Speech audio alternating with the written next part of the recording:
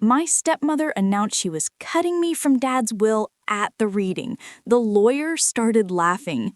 The law offices of Sterling and Associates smelled like old leather and older secrets. I sat in the waiting room studying the oil paintings of stern-faced partners, while my stepmother, Victoria, held court with her children, Tyler and Autumn, planning their spending sprees with whispered excitement. First thing I'm doing is buying that Maserati, Tyler announced, scrolling through his phone. The red one we saw at the dealership in Beverly Hills. I'm thinking a penthouse in Manhattan, Autumn added, flipping her platinum blonde hair. Something chic, maybe 40 floors up with a view of Central Park. Victoria patted their hands with her perfectly manicured nails, the same nails that had been digging into my father's fortune for the past 6 years. Now, children, let's not get ahead of ourselves. We'll discuss investments after we handle the formalities. She shot me a look of pure venom across the waiting room. I responded by checking my phone, pretending to be absorbed in emails while she continued her performance.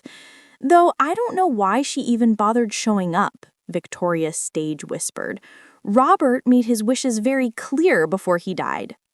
Robert. She couldn't even call him my father. Just then, the receptionist appeared. Mr. Sterling will see you all now. We filed into the conference room where Jonathan Sterling waited. My father's will was folded on the spread before him.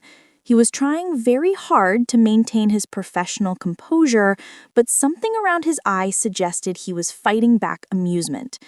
Please, everyone, have a seat, he said, gesturing to the chairs.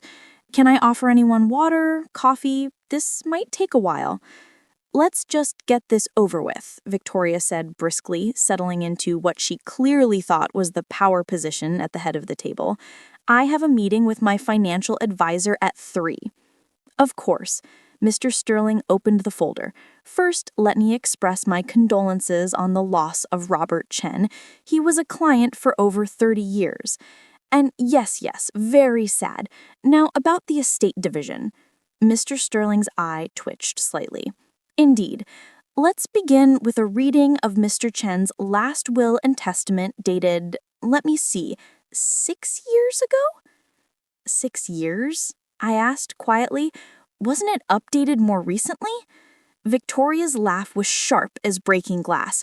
Oh, sweetie, you really don't understand how these things work, do you? Robert and I revised everything after our wedding, made sure the estate stayed in the immediate family. The immediate family, I repeated. Meaning the people who actually cared for him in his final years, not the daughter who barely visited, too busy with her little teaching job to spend time with her father. I thought about all the visits she'd mysteriously scheduled during her yoga classes, the family dinner she'd forgotten to tell me about, the time she told my father I was too busy when he'd asked about me. Shall we proceed? Mr. Sterling asked, and again that strange glimmer of suppressed mirth. Please do, Victoria said. I believe you'll find everything is quite straightforward. The estate is divided between myself and my children, with a small token left to charity. She paused dramatically, savoring the moment. As for Alora here, she gets nothing, Victoria announced triumphantly, unable to contain herself any longer. 6 years of marriage, and I finally got Robert to see sense about his ungrateful daughter. You're not in the will, not 1 penny. The room fell silent. Tyler and Autumn were grinning like sharks who'd scented blood. Victoria looked like a cat who'd swallowed an entire aviary. That's when Mr. Sterling started laughing. Not a chuckle, not a professional clearing of the throat, a full, genuine laugh that echoed off the mahogany panels. I'm sorry, he said, wiping his eyes. It's just Mrs. Chen. Do you know what a revocable living trust is? Victoria's triumphant expression flickered. Of course I do. It's a financial instrument. Very good, Mr. Sterling said, still fighting back chuckles. And do you know when Robert established his family trust? Family trust? Victoria snapped. He only had 1 child. Ah, Mr. Sterling pulled out another folder, this one much thicker. Robert established the Chen Family Trust 29 years ago when Alora was 8. It's been growing ever since. So? Victoria's voice was losing its confidence. He revoked it when we updated the will? Did he? Mr. Sterling pulled out a document. Because I have here the trust documents, including all amendments. The last one was made 14 months ago. Victoria said nothing, her face beginning to pale under her expensive foundation. You know what's interesting about trusts, Mrs. Chen? Mr. Sterling continued. They're completely separate from wills. And in this case, the trust was structured to transfer all assets to Alora on either her 38th birthday or upon Robert's death, whichever came first. That's impossible, Victoria whispered. Alora, Mr. Sterling turned to me, when was your birthday? 15 months ago, I said quietly. Dad threw me a party, a small one. Victoria was at a spa retreat in Napa. Ah, yes? Mr. Sterling nodded. The weekend Robert came to see me. He was quite specific about the timing, wanted to make sure everything transferred cleanly. Before any potential complications. The color was draining from Victoria's face like water from a broken dam. So, Mrs. Chen, Mr. Sterling turned back to Victoria, you can't change a trust that already transferred $62 million last year. Victoria's face went white as fresh paper. Her mouth opened and closed like a landed fish. 62? Tyler's voice cracked. 62 million? Actually, Mr. Sterling corrected, that was the value 15 months ago. With market performance and dividend reinvestments, it's currently valued at approximately 71 million. But the houses, Autumn shrieked, the cars, the bank accounts. All held by the trust, Mr. Sterling explained patiently, which transferred to Alora last year. You've been living in Alora's houses, driving Alora's cars, and spending Alora's money for the past 15 months. I finally spoke. Dad told me to wait. Said it would be better to let everything play out naturally. He wanted to see if you'd change, Victoria, if you'd stop being so... I searched for the word. Calculating.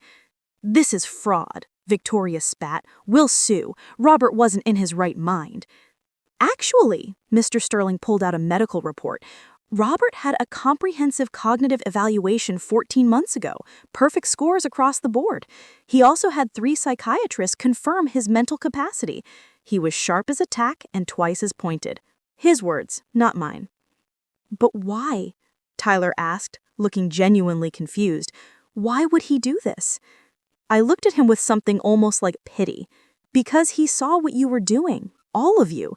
The credit cards you took out in his name, Tyler, the jewelry you bought and charged to his accounts, Autumn, and you, Victoria, the systematic isolation from his friends and family, the medication mix-ups that kept him foggy, the way you moved your mother into the guest house without asking.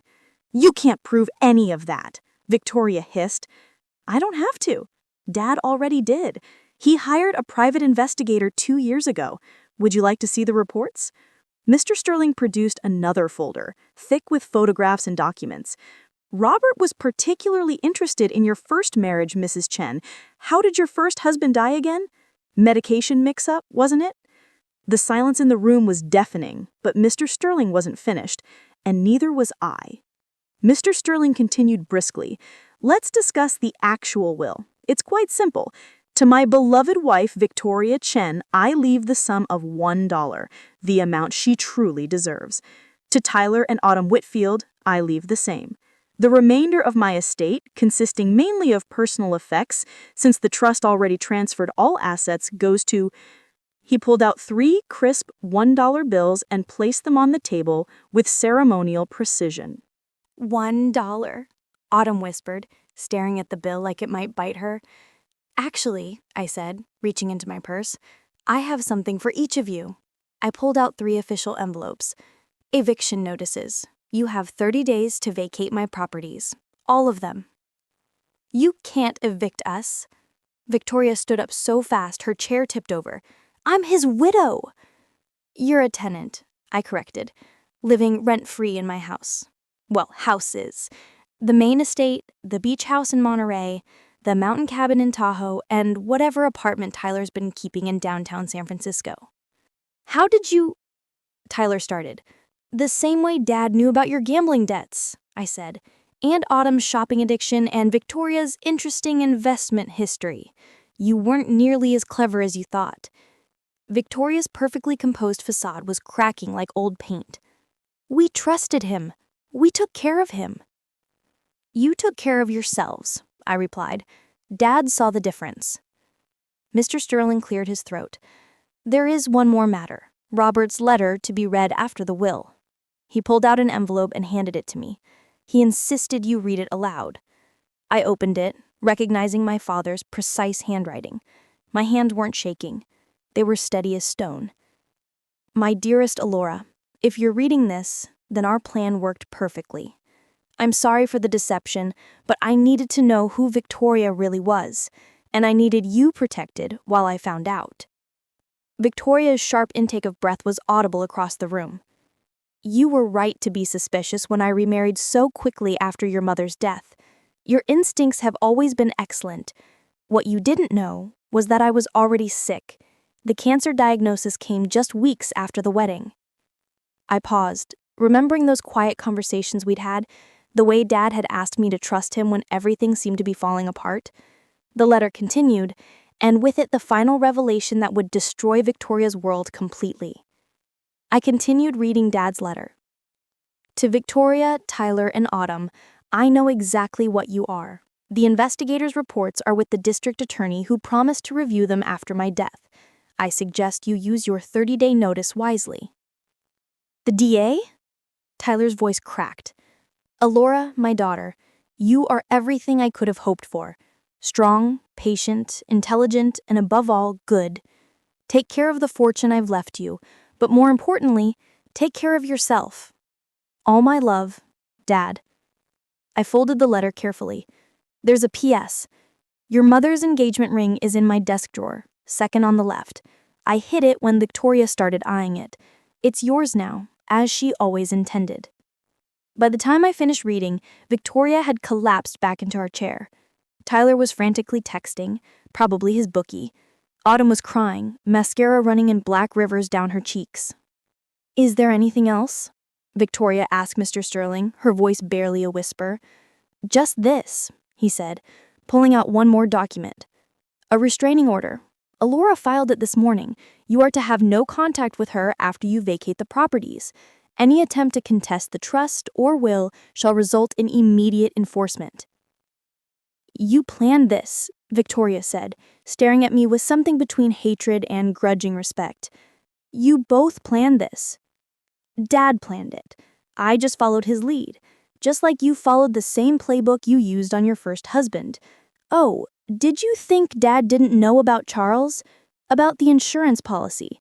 About the medication you gave him?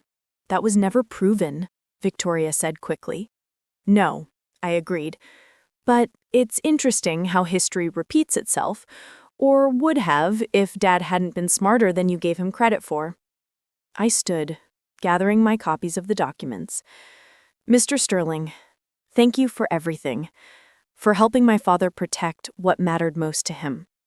My pleasure, he said, still fighting back a smile. Your father was a brilliant man. This was the most elegant estate planning I've ever seen.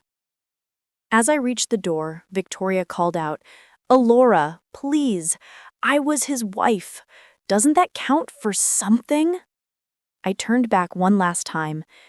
It counts for exactly what you put into the marriage. Lies, manipulation, and greed. Dad figured out your true value, Victoria. $1. He was generous. I wouldn't have given you that much. I left them there, sitting in their shock, staring at their dollar bills. In the parking lot, I sat in my car, not the trust's anymore, actually, mine, and let out a breath I'd been holding for 15 months. My phone rang. It was Grace, Dad's nurse, the only one Victoria couldn't manage to fire. How did it go? She asked. Exactly as Dad predicted, down to Victoria's demand for proof. He'd be so proud, Grace said softly.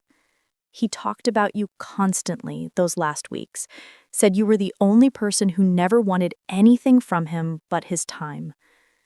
I miss him, I admitted. I know, honey, but he made sure you'd be okay. That was all he cared about in the end. Not punishing them, though that was a nice bonus, just making sure you were protected. After we hung up, I drove to Woodlawn Cemetery. Dad's grave was covered in fresh flowers. I'd been coming every week, though Victoria had told everyone I never visited. "We did it, Dad," I whispered to the headstone. "Just like you planned. They never saw it coming." The wind rustled through the oak trees, and for a moment I could almost hear his laugh, the same one he'd had when we'd sat in Mr. Sterling's office 15 months ago, signing papers while Victoria spent a weekend at the spa. She thinks she's so clever, but clever and smart aren't the same thing. You're smart, Alora. You know the difference between taking care of someone and taking them for everything they have. I placed a single rose on his grave, his favorite, the yellow ones from Mom's garden that I still maintain, and headed home, not to the estate where Victoria was probably frantically packing, but to the small house Dad had secretly bought in my name years ago, the one where I'd been living quietly, letting them think I was struggling while the trust accumulated wealth. Dad was right. Clever and smart weren't the same thing. Victoria was clever, but I had learned from the smartest man I ever knew. 3 weeks later, I stood in the doorway of the main estate as the moving truck pulled away. Victoria, Tyler, and Autumn were gone, vanished into whatever new scheme they'd concocted. The restraining order ensured I'd never have to see them again. The house felt different now, lighter somehow, as if their toxic presence had been physically lifted from the walls. I walked through the rooms slowly, remembering better times when Mom was alive and laughter filled these halls. In Dad's study, I found Mom's ring exactly where he'd said it would be. The diamond caught the afternoon light, throwing rainbows across the mahogany desk where he'd spent so many hours building the fortune that would now let me live freely. My phone buzzed. Grace was texting about a foundation Dad had mentioned, something about helping other families avoid predatory relationships. He'd left detailed notes about his vision, along with a substantial endowment to make it happen. I smiled, understanding his final gift. This wasn't just about money or houses or cars. It was about purpose, about using what he'd protected to protect others. Outside, the gardener was pruning Mom's rose bushes. I'd asked him to come back. Victoria had fired him years ago, claiming the flowers were too expensive to maintain. But Dad had paid him secretly all these years to keep the garden alive, just like he'd kept me safe. As I walked through the roses, I thought about the letter I'd write to other daughters and sons who might be watching their inheritance slip away to manipulative step-parents, about the legal clinic I'd fund, about the investigators I'd hire to help families gather evidence. Victoria had been right about one thing. Dad had made his wishes very clear, but his true wish wasn't about money. It was about making sure love triumphed over greed, that family meant more than just blood, and that justice, however delayed, would always find its way. I pulled out my phone and dialed Mr. Sterling's number. "Jonathan, it's Alora. I'm ready to discuss the foundation. Dad always said the best revenge was living well, but I think he'd approve of this kind of justice too." Through the window of Dad's study, I could see his favorite chair, the one where he'd sit reading to me as a child.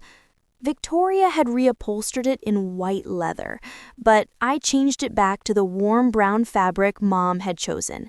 Some things were worth preserving exactly as they were, just like the love between a father and daughter that no amount of money could buy and no amount of scheming could destroy. The sun was setting over the estate, painting the sky in shades of gold and rose. Somewhere Victoria was probably still plotting her next move, but it didn't matter anymore. Dad had taught me the most important lesson of all. True wealth wasn't measured in dollars, but in the people who loved you enough to protect you, even from beyond the grave.